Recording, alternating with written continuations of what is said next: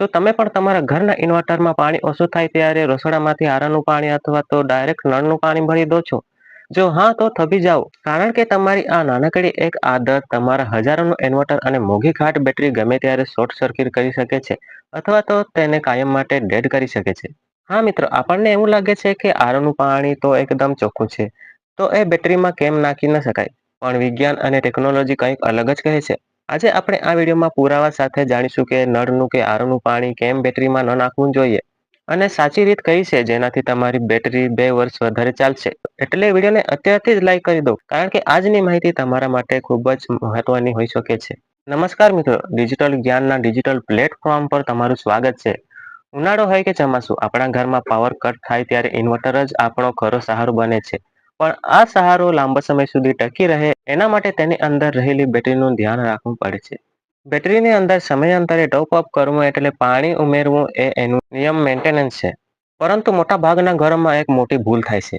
પાણી નાખવું છે ને, ગમે તે નાખી દો. આજે આપણે આ ભ્રમ તોડવાના છીએ. ચાલો સૌથી પહેલા સમજીએ કે સામાન્ય નળનું પાણી કેમ ન નાખવું જોઈએ. સૌથી પહેલી વાત કરીએ ડાયરેક્ટ નળના પાણીની. આપણને નળનું પાણી પીવાલાયક અને સાફ દેખાતું હોય છે. પરંતુ કેમિકલ વિજ્ઞાનની ભાષામાં કહીએ તો આ પાણીમાં ભરપૂર માત્રામાં મિનરલ્સ એટલે કે ખનિજો હોય છે. જેમ કે કેમિકલ્સ, મેગ્નેશિયમ, સોડિયમ અને આયરન. આ ઉપરાંત તેમાં કોલેરિન પણ હોઈ શકે છે. હવે સમજો કે બેટરીની અંદર શું થાય છે. ઇન્વર્ટરની બેટરીની અંદર લેડ પ્લેટ્સ આવેલી હોય છે અને તેની અંદર એસિડ હોય છે. જ્યારે તમે આ મિનરલ્સ વાળું નળનું પાણી બેટરીમાં નાખો છો, ત્યારે આ મિનરલ બેટરીના કેમિકલ્સ રિએક્શનને ડિસ્ટર્બ કરે છે. હવે જાણી લઈએ મહત્વનો મુદ્દો.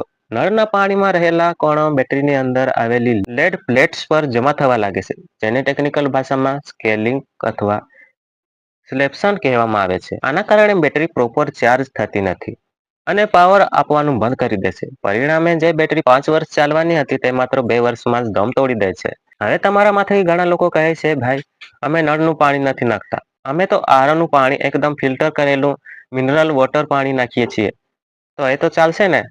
તો એનો જવાબ ચોક્કસ છે ના. એ પણ બિલકુલ ન ચાલે. કેમ? ચાલો સમજાવું. ઘણા લોકોને એવું લાગે છે કે આરોનું ફિલ્ટર બધી જ અશુદ્ધિઓ દૂર કરી દેશે, એટલે આ પાણી 100% પ્યોર છે.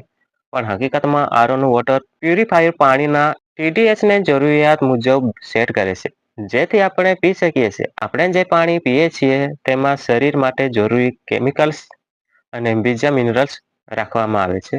એટલે કે આરોના પાણીમાં મિનરલ્સ તો હજારો હોય છે.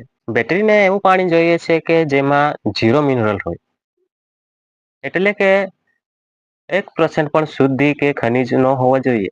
જો તમે આરોનું પાણી નાખશો તો ધીમે ધીમે તેની અંદરના મિનરલ પણ બેટરીની કાર્યક્ષમતા ઘટાડી દેશે અને તમારું બેકઅપ ટાઈમ 6 કલાકમાંથી ઘટીને 2 કલાક થઈ જશે. તો હવે સવાલ એ છે કે જો નળનું પાણી ન ચાલે તો આરોનું પાણી પણ ન ચાલે, તો નાખવું શું? એનો માત્ર એક જ અને સાચો જવાબ છે: ડિસ્ટલ વોટર, જેને ગુજરાતીમાં આપણે નિસ્યંદિત પાણી કહીએ છીએ. આ પાણી કેવી રીતે બને છે? પાણીને ખૂબ ઉકાળવામાં આવે છે, તેની વરાળ બનાવવામાં આવે છે અને એ વરાળને ઠંડી પાડીને જે પાણી એકઠું કરાય છે તેને ડિસ્ટલ વોટર કહેવાય છે. આ પ્રક્રિયામાં પાણીમાં રહેલા તમામ પ્રકારના મિનરલ્સ, બેક્ટેરિયા અને અશુદ્ધિઓ નાશ પામે છે. આ પાણી ઇલેક્ટ્રિકલ ન્યુટ્રલ હોય છે,